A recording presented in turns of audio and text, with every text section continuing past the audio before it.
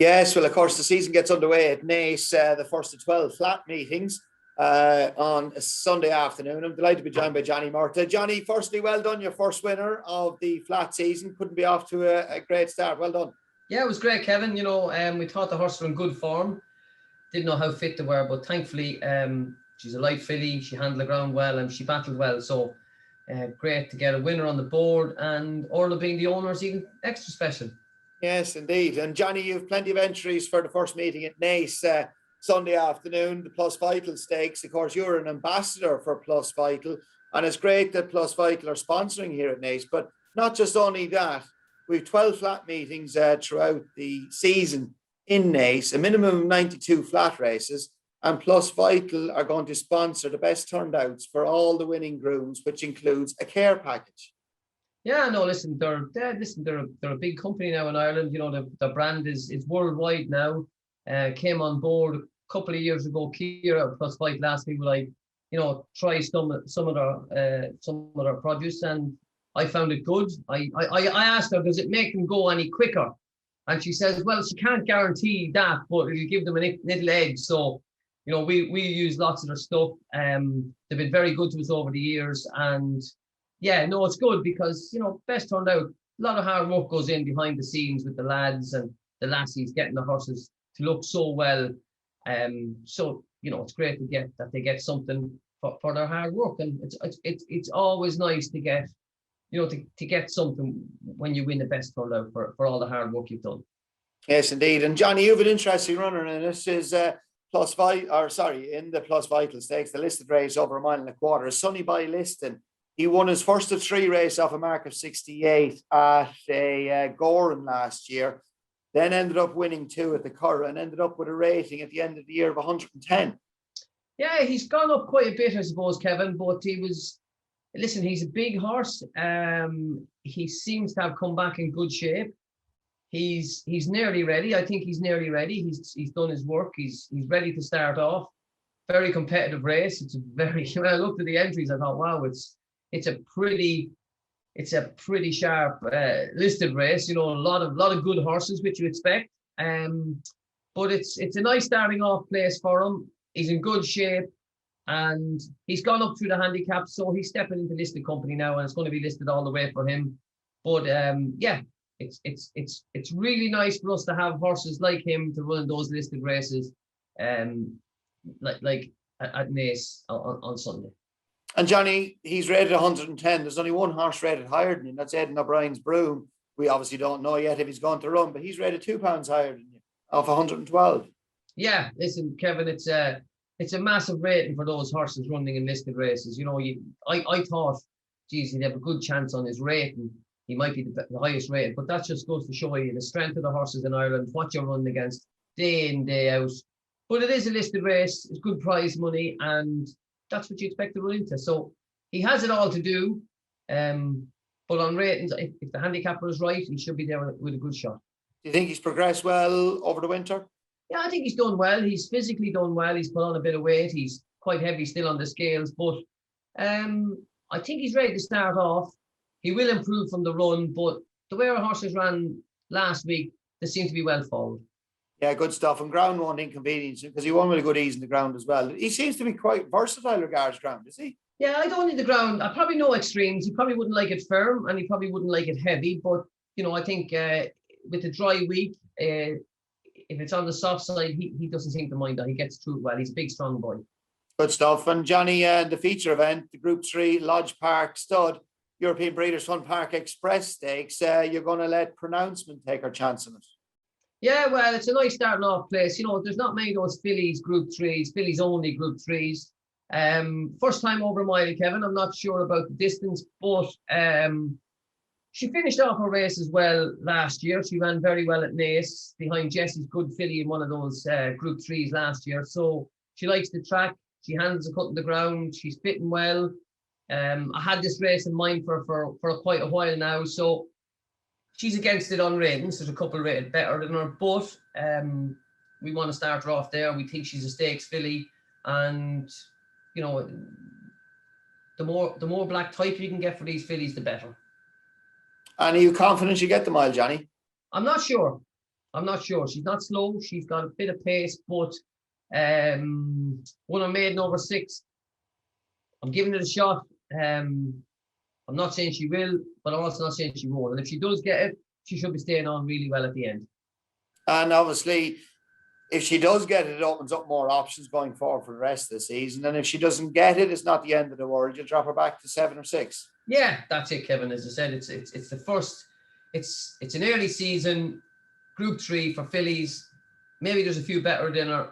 Maybe she'd be fitter than them. And if it fell right for on the day, as I said, it's all about, getting black tight for these fillies. And, Naas is a good track, good fair track, good uphill finish. So it should be ideal starting place for the year.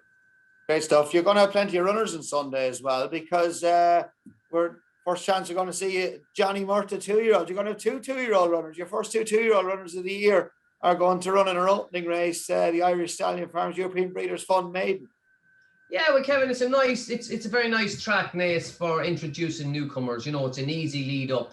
The stables are just behind the parade ring. For a trainer, it's ideal. There's no pre-parade ring. They don't get too excited. The canter down is nice and quiet, and that beautiful uphill finish there for them. They learn plenty. I think we have some nice 2-year-olds this year. These are probably our most forward. They went up the grass there this morning, and Shane Kelly and Ben Combe were happy with them. We're going to, probably give them another jump out of the gates there on Thursday. But if all goes well, I think both of them will run. And we think we have nice ones, but we're going to pitch in against Jim Bulger, Aidan O'Brien, and all the rest of them there on Sunday. So we'll find out how good they are. The dream is still alive up until Sunday anyway.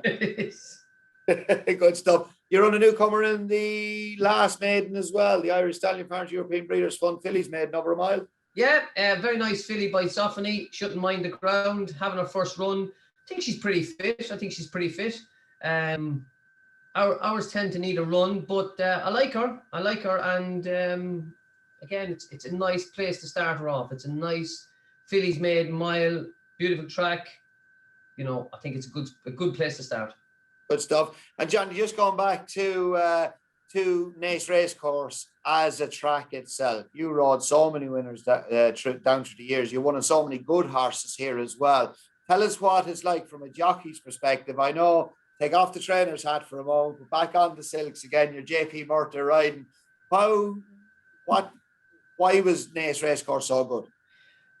Listen, the first thing about it, not many tracks in Ireland can have 5 and 6 furlong sprints. And when I was riding, it was a bit ridgy at the first 2 furlongs.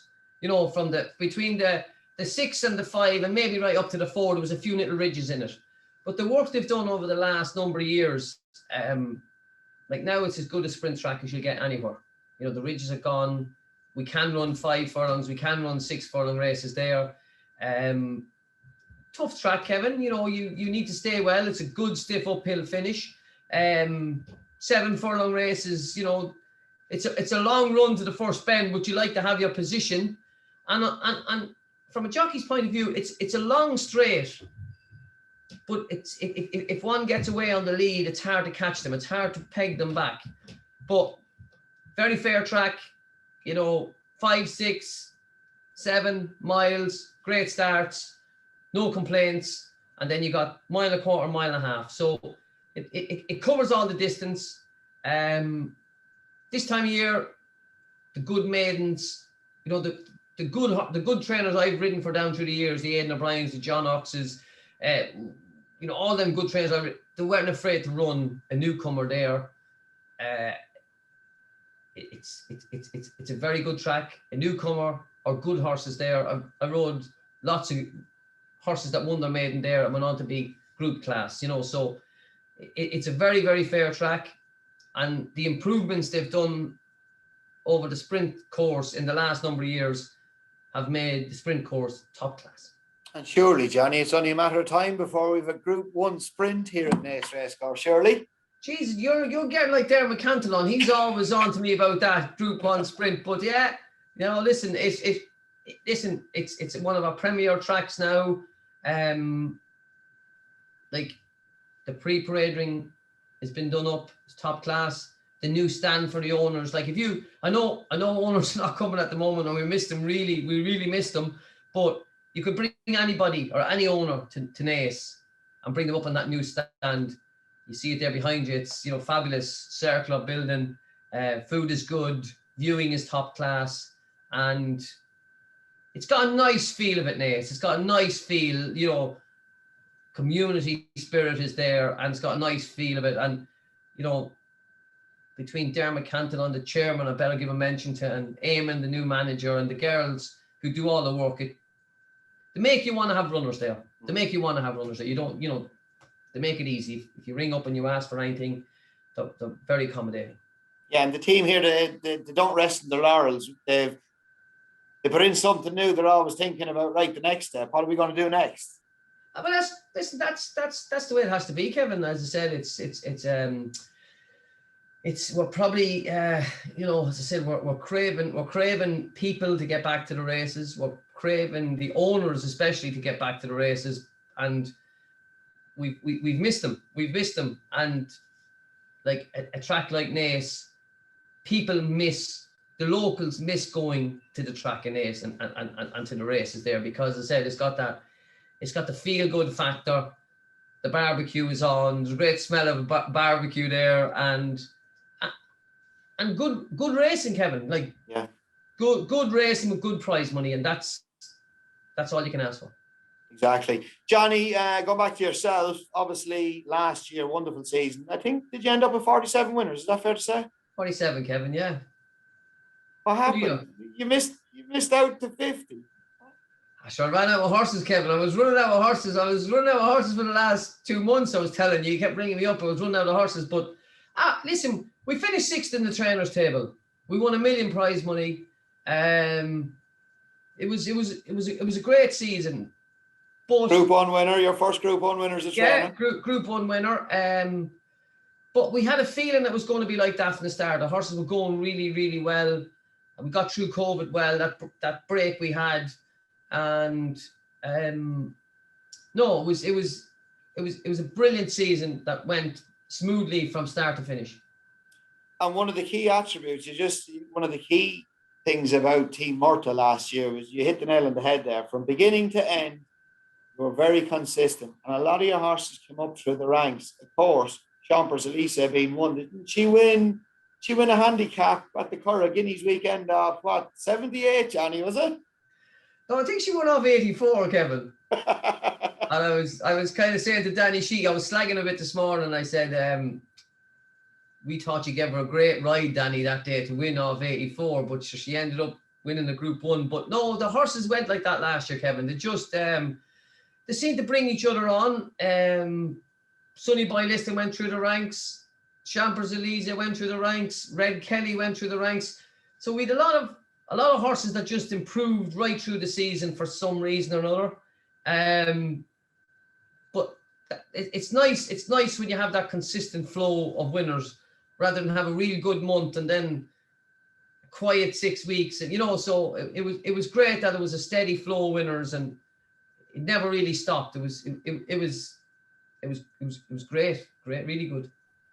And Johnny, Champers Elisa, obviously there's a great story behind Champers Elisa. What was she sold? Was she sold 20 times? No, on a series, though, she was sold a couple of times. She was sold twice, Kevin, but she's not a great trotter, and she failed the vet on a couple of occasions. So, hey, it just shows you need to have a bit of luck in this game. And I can't say it was any... when I gave an interview, I said to, I think it was you on Champions Day, it was all part of the plan. And the Fitzwilliam lads were saying to me, what plan was it, Johnny? She was sold twice already. What was the plan? Nobody knew the plan. But no, you need a bit of luck in this game. And we had it. We had it with her not being sold on 2 occasions. But fair play to the filly. Like she did rock up on Champions Day in the Matron, and she was very good. She was very good. It was a top class field, and the filly was very good. There was no fluke about the win, and just had to do it all over again this year. Exactly. She's still with you. The last time we saw her in action, she was sporting Group 1 Sun Chariot. Wasn't beaten all that far. She started off 86, ended up being rated 115. What's the plan for her this year?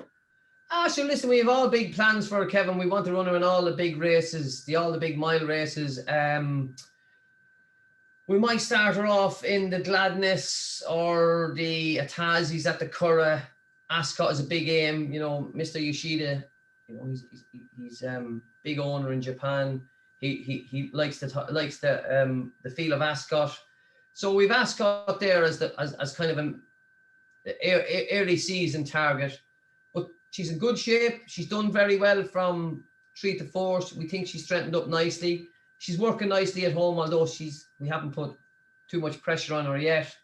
But it's just great to have a filly that you're entering in Group 3s and Group 2s and Group 1s, because we've never had many horses like that before. So it's just great to be looking at the calendar to see where's there a Group 1 for her. And Johnny, another filly. She's one of my favourites. I've been probably driving you mad about every time I see this filly running last year.